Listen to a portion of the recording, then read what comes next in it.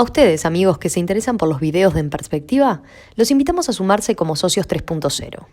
Queremos que nuestros servicios digitales sigan abiertos a todos, pero para que eso sea posible, es necesario contar con un pago mensual de aquellos que puedan hacerlo. Más información en enperspectiva.net/socios. Abrimos la mesa de En Perspectiva en este miércoles 26 de septiembre de 2018. Estamos con Teresa Herrera, segunda vez en la semana. Buen día, Teresa. Emiliano. Espero que la audiencia no se canse. Teresa respondió rápido anoche ante un cambio de último momento en la integración. Siempre Gracias, es un gusto, entonces. por favor, siempre es un gusto. Juan Gavito, buen día. Buen día, Emiliano y audiencia. Óscar Ventura, que vuelve después de algunas semanas también. Retornando. Y Fernando Butasoy. Buen día. ¿Todos prontos? Todo listo. Vamos a un par de temas y después a los telegramas.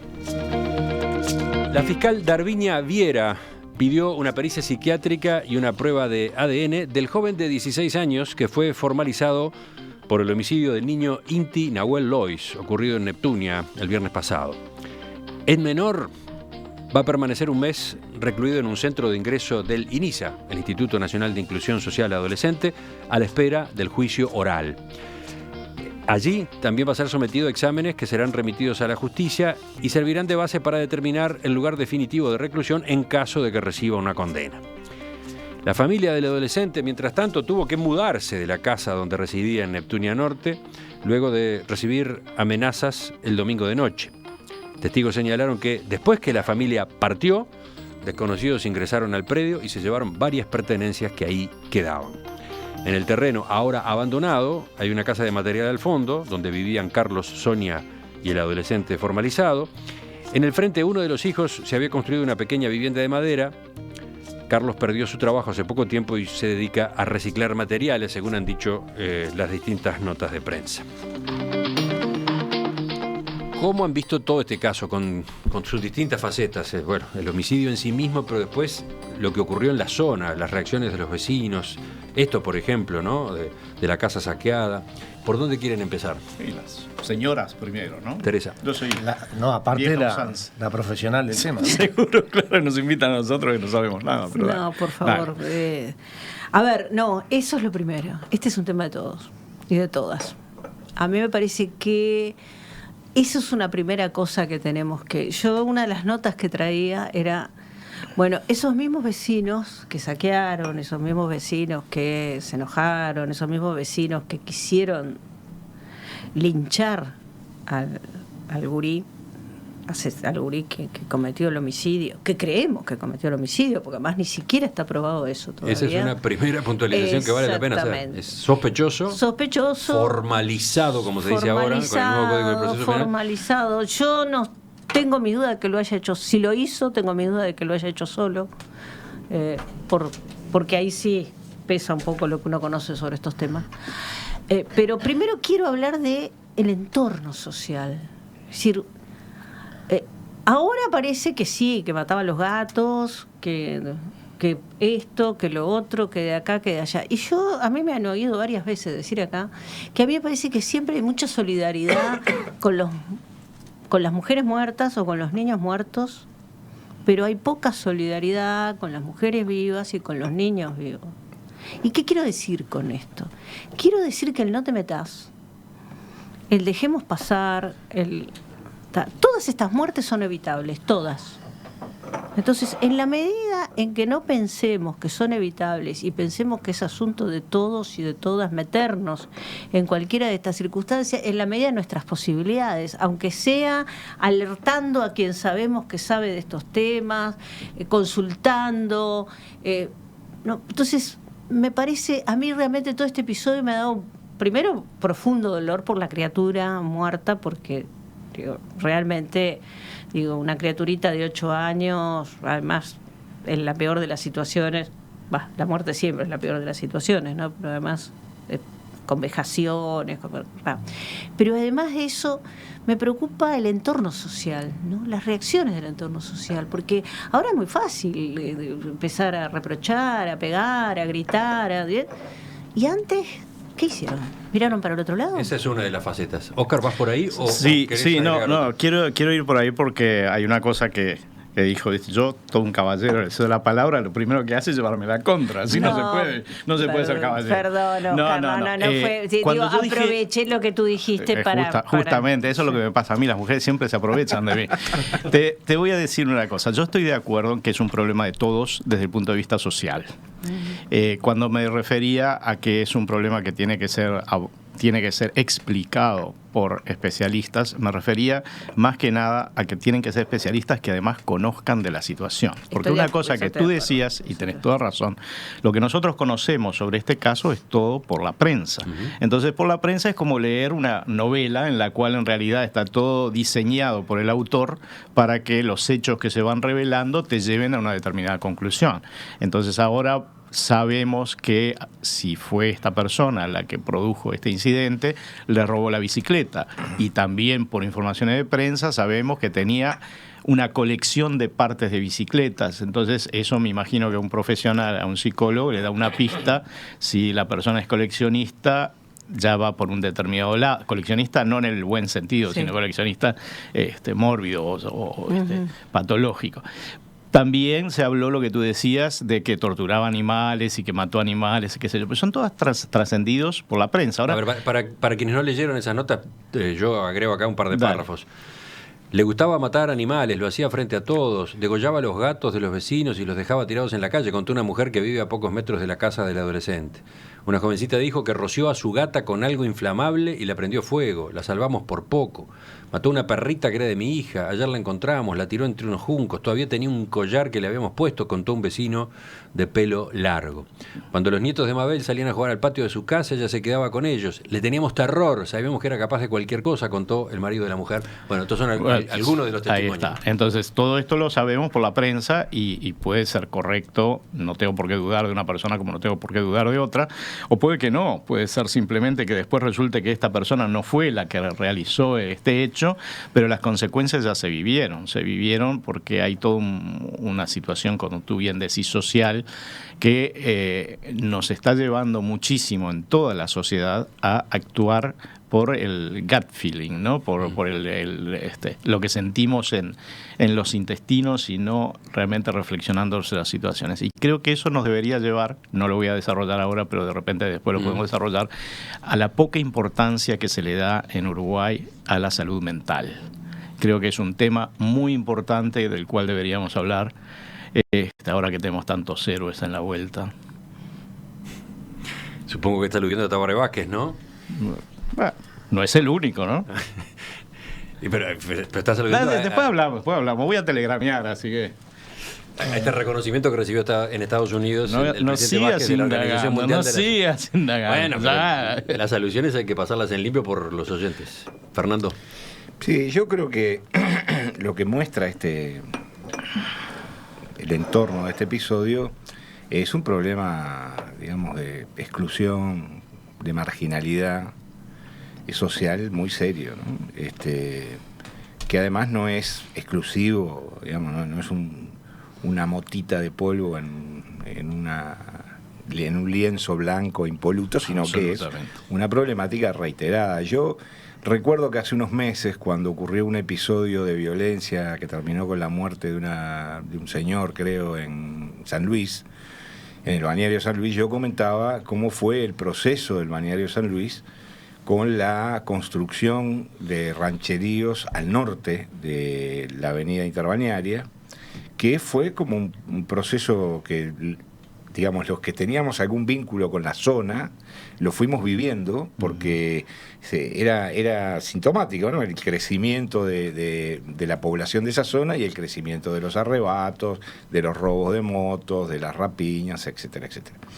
En el caso de Neptunia, ha pasado lo mismo. Yo recuerdo cuando se hicieron denuncias de asentamientos irregulares, digamos, asentamientos precarios que iban y se instalaban en distintos lugares de esa zona, denuncias de propietarios incluso de terrenos, que bueno, hubo numerosas voces reclamando que el Estado de alguna manera interviniera para proteger el derecho de esa gente a instalarse allí, etcétera, etcétera, etcétera. Yo creo que es un problema muy serio, creo que es un problema que no se le ha encontrado la vuelta. que se ha ido, digamos, agravando de alguna forma. Evidentemente esta gente, los vecinos me refiero, los que vivían aterrorizados, viven en la misma situación de marginalidad y de exclusión que los propios protagonistas del drama, y seguirán viviendo así. Y creo que hay que encarar la realidad. Es decir, hay mucha gente en muchas partes de Montevideo y de la zona metropolitana y adyacencias que viven situaciones de ese tipo. Recuerdo, y le recuerdo a la audiencia, por ejemplo, los 2 cadáveres calcinados que se encontraron en un lugar que se llama El Tobogán, atrás del cerro. Recuerdo el caso de una mujer que también fue encontrada muerta y calcinada en la zona de Sayago. Es decir, son muchos casos. Aquí no se trata solamente de un problema de una psicópata. Digamos, un psicópata existe en cualquier lado, es imposible evitarlo. Es decir, creo que en ese sentido ninguna sociedad está libre de eso. Pero lo que sí creo que se debería pensar es en qué problemas se están generando. Yo tengo respuestas para que esos procesos de exclusión y de marginalidad, en vez de reducirse, se mantengan y en algunos casos se incrementen. Cosa que no pasa solo en Uruguay, termino ya. Cosa que no pasa solo en Uruguay. Hoy salió un informe en el cual el 9% de los hogares españoles viven en condiciones de pobreza extrema o algo así, no es el término que utilizan. Es decir, no, de exclusión extrema. No tienen vivienda, no tienen seguro de salud y no tienen trabajo, los jefes de familia. El 9% de la población española. En Auckland, que es una ciudad muy próspera de 1,5 millones de habitantes en Nueva Zelanda, hay 40.000 personas sin hogar. Ni hablar de las zonas, de los bolsones de pobreza en Estados Unidos o en Alemania. Entonces yo creo que hay un problema con el modelo de sociedad. No es que haya otro modelo alternativo, es que estamos construyendo una sociedad de convivencia en la cual la convivencia es muy difícil. Juan, ¿por qué lado vas tú? Bueno, voy a tratar de no repetir en la medida que coincido prácticamente con todo lo que se ha dicho. Creo que tenemos que empezar por algo que damos por sobreentendido, pero me gustaría hacerlo expreso, y es la solidaridad, la empatía con los padres. Un sufrimiento impresionante. Por supuesto. Digo porque si por ahí les llega algo de lo que estamos diciendo, van a decir, esta gente de qué está hablando, ¿no? Cuando a mí me mataron mi hijo. Creo también que los padres del agresor, si es que en definitiva esta imputación se confirma, también están viviendo su drama. Eso ha quedado ahí reflejado, más allá de que creo que jurídicamente efectivamente tienen responsabilidad por omisión inherente a los deberes de la patria potestad. Eso ya está configurado, aunque él no fuese en definitiva el autor de... Los padres han declarado que estaban desbordados, que no podían... Claro, pero en ese caso tenían que haber acudido a otras formas. Pero digo, quiero concentrarme un poco en la cuestión que acá se ha manejado. Primero, lo que decía Fernando, sí, efectivamente la marginalidad es un fenómeno patológico de nuestra sociedad, pero reconozcamos, bueno, podríamos hablar de millones de cosas, de que no es cuestión de vivienda entregada, sino que hay que hacer un acompañamiento social al estilo Mevir en el interior o del cooperativismo en las zonas urbanas, pero no vamos a ir por ahí. Pero reconozcamos que dentro de ese mismo ámbito hay gente que se maneja correctamente y hay gente que se desvía. Entonces, si no empezamos por deslindar y sacar un poco la paja del trigo, aunque reconozcamos el fenómeno social negativo, corremos el riesgo de irnos hacia una especie de justificación que es lo peor que podemos hacer. Y en relación a lo que decía Teresa, efectivamente es una responsabilidad de todos nosotros, de la sociedad, pero yo siempre repito un término que se usa mucho en materia ambiental, y es que tenemos responsabilidades comunes pero diferenciadas. Es decir, hay gente que tiene más responsabilidades que otras. Yo no sé si esas tropelías que mencionaban los vecinos habían sido denunciadas o no, pero si lo fueron, bueno, allí la policía tenía que haber actuado. Dicen que además de lo que tú leías, Emiliano, el muchacho tenía una moto. Entonces, en esa situación económica y social, de dónde sacó la plata para la moto y dónde sacaba la plata para la nafta, por ejemplo. Varios ¿no? vecinos se refieren a él como un rastrillo. Entonces Que robaba en el entorno. En otra época los comisarios sabían más o menos en qué andaba cada quien, intervenían, derivaban. Entonces siempre estamos llegando tarde. Luego, y después está el componente psiquiátrico, ¿no? Sí, Claro. ni hablar. Dice la mamá que era medicado, pero no diagnosticado. Entonces, ¿quién lo medicaba?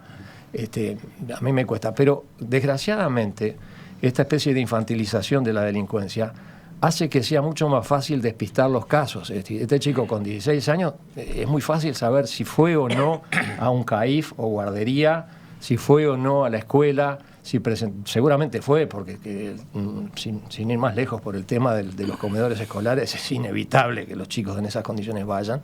Si fue diagnosticado o si fue advertida alguna conducta que mereciera un apoyo, si ese apoyo lo recibió o no, parece que hasta llegó a ir algunos meses al liceo.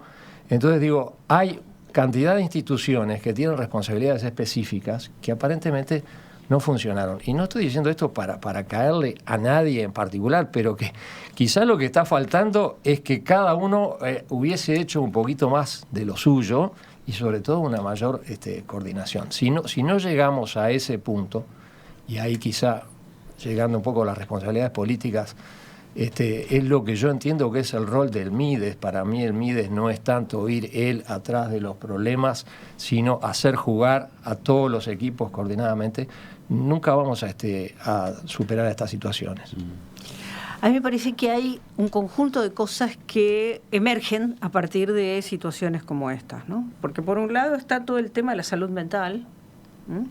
Y que esto de la salud mental, claro, tiene su expresión más terrible cuando además hacemos el combo de salud mental, pobreza, exclusión, ¿no? Ahí, pero de todos modos yo creo que más allá de la ley que se ha votado, todavía no hay en el Uruguay una respuesta cabal a los temas de salud mental, de todo tipo, desde las problemáticas de adicciones, desde lo que son las enfermedades graves, no la hay.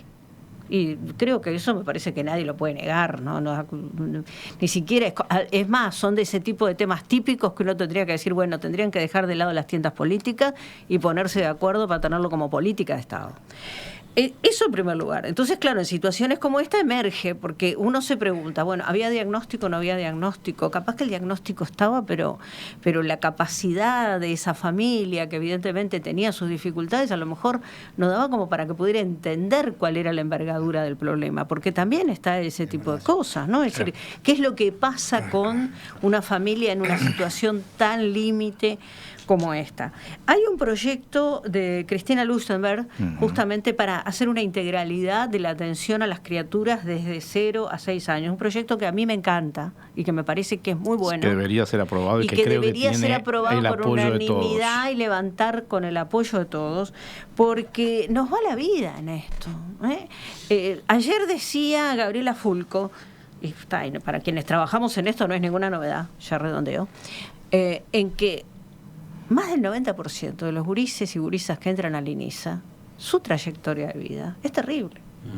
Con lo cual hay otros que tienen trayectorias terribles y no delinquen. Yo no estoy diciendo que esto sea la justificación de, pero también es claro, y esto lo digo como socióloga, que si vos tenés unas condiciones de vida espantosas desde que naciste, la probabilidad de que termines teniendo conductas reñidas con la convivencia ciudadana son muy probables, se aumentan. Y eso, no hay que ser demasiado inteligente para saberlo, ¿no? Yo quería hacer un apunte a partir de lo que decía Gabito, que me parece que es muy interesante, que yo creo que muchas veces, en general, todo el aparato, digamos, de la ilustración uruguaya, piensa en términos macros, ¿no? Macropolíticas, es decir, cosas generales. Y me parece que habría que ir muy a lo micro, es decir, esos partidos, es como él decía lo del comisario, esos partidos se juegan en la cuadra, en la manzana, en el barrio, claro. Y hay como una tendencia que abarca incluso a los comisarios, a los subcomisarios, de ver el panorama en su conjunto, como si fueran generales antes de una batalla, cuando en realidad deberían ocuparse de los temas puntuales de lugares muy específicos, cada uno en su ámbito. No estoy hablando solo de la policía, estoy hablando de los médicos y estoy hablando de los vecinos, ¿no? Que me parece que sería mucho más efectivo el impacto que tendrían ese tipo de conductas en la convivencia general de todos. Si será complejo este caso, que todavía no hemos hablado nada de la reacción de los vecinos, o de un grupo de vecinos, ¿no? Quería justamente ir para ese lado ahora, porque creo que también la reacción de los vecinos está encuadrada dentro de lo que estabas mencionando recién, la salud mental. Yo creo que en realidad Uruguay, como país, es un país muy enfermo mentalmente. Todos nosotros tenemos muchas patologías como sociedad, y parte de esas patologías se manifiestan, por ejemplo, en la prensa, con la forma de titular, que es algo que conversábamos antes, con la forma de aceptar hechos sin verificarlos, con la forma de reaccionar a partir de informaciones parciales, con el tomar justicia por mano propia, porque no confiamos para nada en que quienes tienen que ejercer esa potestad lo hagan realmente. Es decir, todo eso termina en una sociedad que en distintos niveles de preparación, educación, posibilidades, se manifiestan de distinta forma. En una persona colérica de repente se manifiesta porque le saca una barra de hierro y le rompe la cabeza a un tipo que tenía la música alta. En alguien de clase un poco más alta se manifiesta, no sé, en que le raya el auto al vecino o que le cancela la suscripción en el club o algo por el estilo. Pero hay un fenómeno de violencia en nuestra sociedad, violencia psicológica, violencia simbólica, violencia real, que es un problema grave que tenemos y que si no conseguimos revertirlo va a llevar al país a la completa descomposición. Basta leer yo las redes, ¿no? anoto que acá hubo conductas de vecinos Sí, que pueden ser penadas, que pueden ser castigadas penalmente. Sin ninguna duda. Se amenazó a esa familia. Hay dos situaciones, Ahí ¿no? está, Una está la de los que tomaron venganza y otra la de los que se aprovecharon, ¿no? Para llevarse, mira, no sé, se llevó un CD o se llevó alguna cosa que no le pertenecía.